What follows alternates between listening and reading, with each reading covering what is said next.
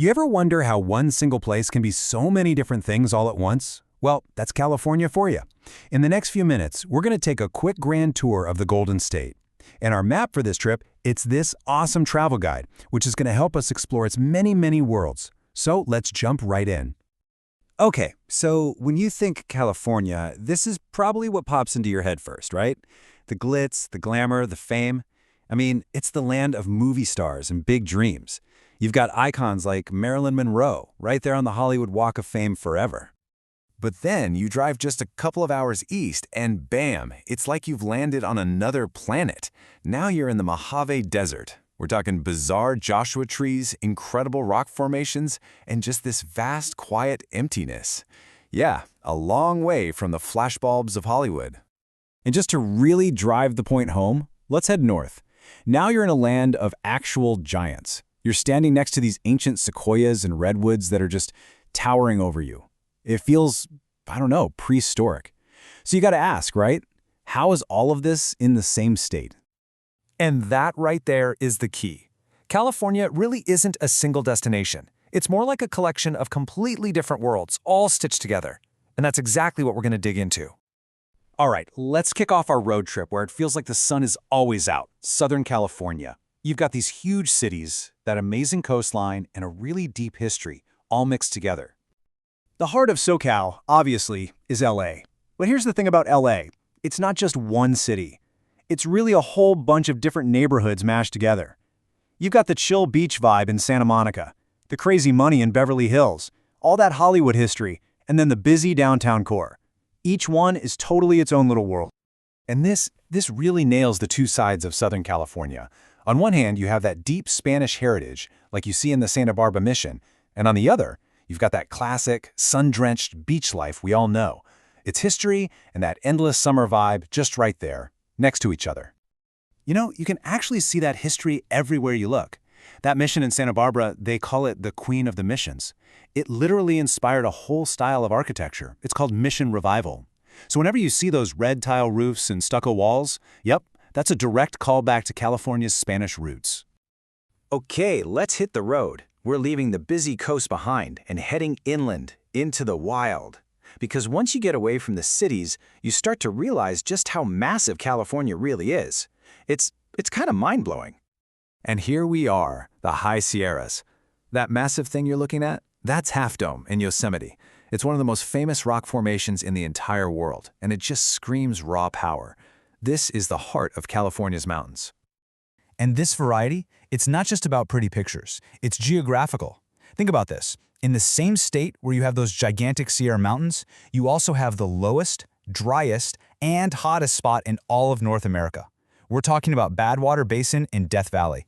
It is truly a land of extremes. So you're looking at all this millions of acres of wilderness, huge parks, deserts, mountains, and it's easy to just think, whoa, where do I even begin? It can feel a little overwhelming, right? Well, the best way to do it is to just pick your flavor of adventure. You could go hiking in a national forest, kayak down a river, heck, you can even go wine tasting on horseback. Or maybe you want to watch whales cruise down the coast, or just camp out in the desert under a billion stars. Seriously, there's something for pretty much everyone. Okay, time to continue our road trip. Let's head north now, to the place that really anchors Northern California, culturally and historically, the one and only San Francisco. And I mean, talk about an entrance. The Golden Gate Bridge, it's so much more than just a bridge, isn't it? It's a world-famous symbol of amazing engineering with that incredible bay as its backdrop. Now, a city like San Francisco can be a lot to take in, so this guide does something really cool. It breaks it down with these super detailed street-by-street maps. This one, for example, is the financial district. But it also shows you Jackson Square, which was basically the heart of the city back during the gold rush. You know, the event that changed everything for California. And hey, speaking of the gold rush, it's responsible for another thing you might have heard of. A guy named Levi Strauss shows up in San Francisco to sell stuff to the miners. He realizes they need pants that don't fall apart. So in the 1870s, he adds these little metal rivets for strength, and voila! He basically invents blue jeans. Just an ordinary thing now, but it was born right there from the city's tough, problem-solving history. So, as we start to wrap up this whirlwind tour, one thing is super clear. We've only just scratched the surface. California is one of those places you could explore forever and still find new things. And that's always been the promise of California, hasn't it? This guide has a great quote about how newcomers sold the place to the world as a semi-tropical paradise. The idea was that you could show up and your first crop would pay for your land.